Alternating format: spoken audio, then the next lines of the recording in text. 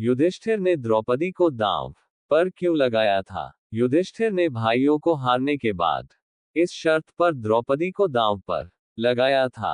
महाभारत की कथा में द्रौपदी चीरहरण की निंदनीय घटना को आज भी याद किया जाता है। युधिष्ठिर ने सब कुछ हारने के बाद भी अपनी पत्नी द्रौपदी को दांव पर लगाया दिया था। आइए जानते हैं युधिष्ठिर ने भाइयों को हारने के बाद भी अपनी पत्नी द्रौपदी को दांव पर क्यों लगाया दिया था।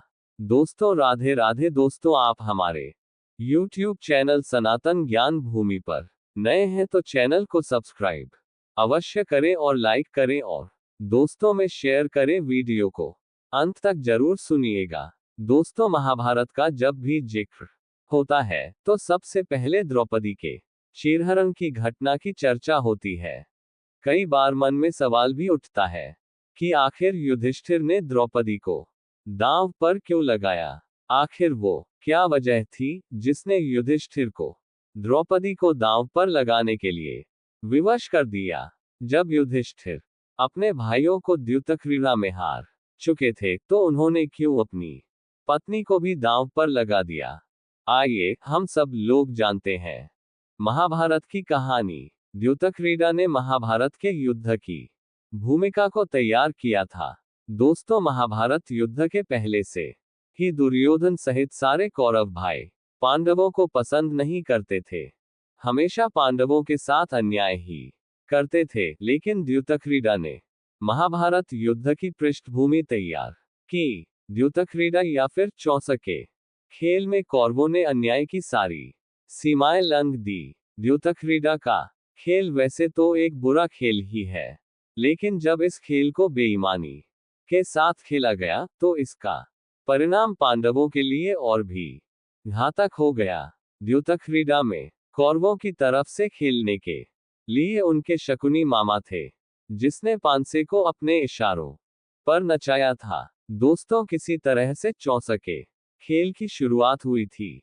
दोस्तों महाभारत के अनुसार शकुनी ने द्यूतक्रीड़ा में जिन पांसों का इस्तेमाल किया था जो उसके पिता की हड्डियों से बने हुए थे, इसलिए शकुनी का कहना मानते थे। शकुनी ने इसी बात का पूरा फायदा उठाया और खेल की शुरुआत में पांडवों का उत्साह बढ़ाने के लिए युधिष्ठिर को जिताना शुरू किया। युधिष्ठिर जो अंक मानते थे, शकुनी पांसों को धीरे से वही कहता था।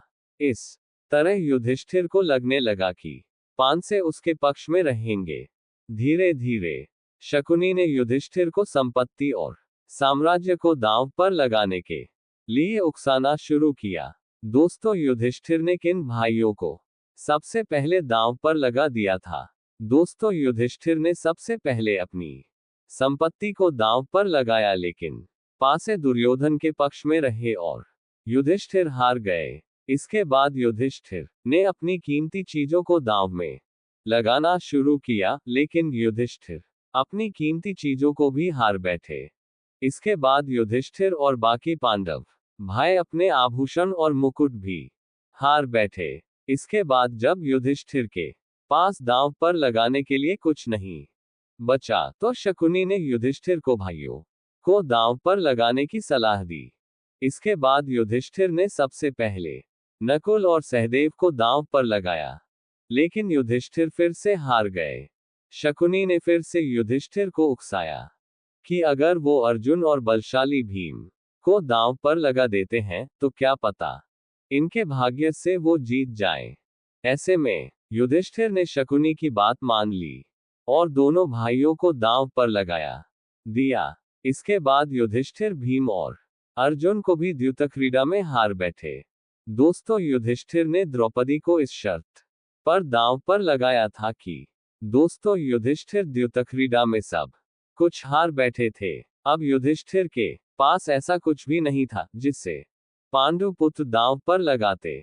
युधिष्ठिर तो खुद अपने आप तक को द्यूतक्रीड़ा में हार बैठे थे। इसके बाद भाग्य के बदलने के इंतजार में युधिष्ठिर ने अपने सभी भाइयों को भी दांव पर लगा दिया था। इसके बाद जब दांव लगाने के लिए कुछ नहीं बचा तो शकुनी ने झूठी संवेदनशीलता दिखाते हुए युधिष्ठिर को समझाया कि चिंता करने की आवश्यकता नहीं है।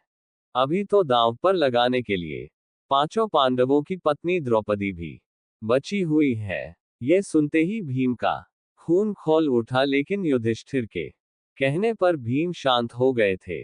दोस्तों, इस शर्त को मानकर युधिष्ठिर अनर्थ कर बैठे थे।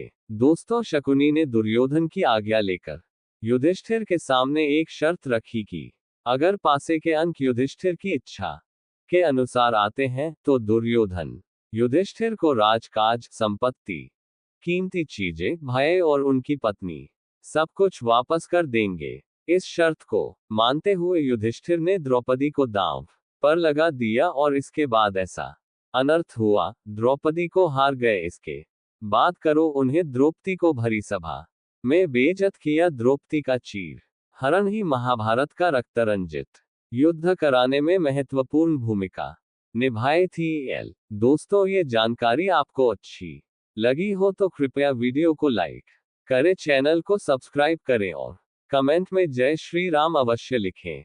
दोस्तों,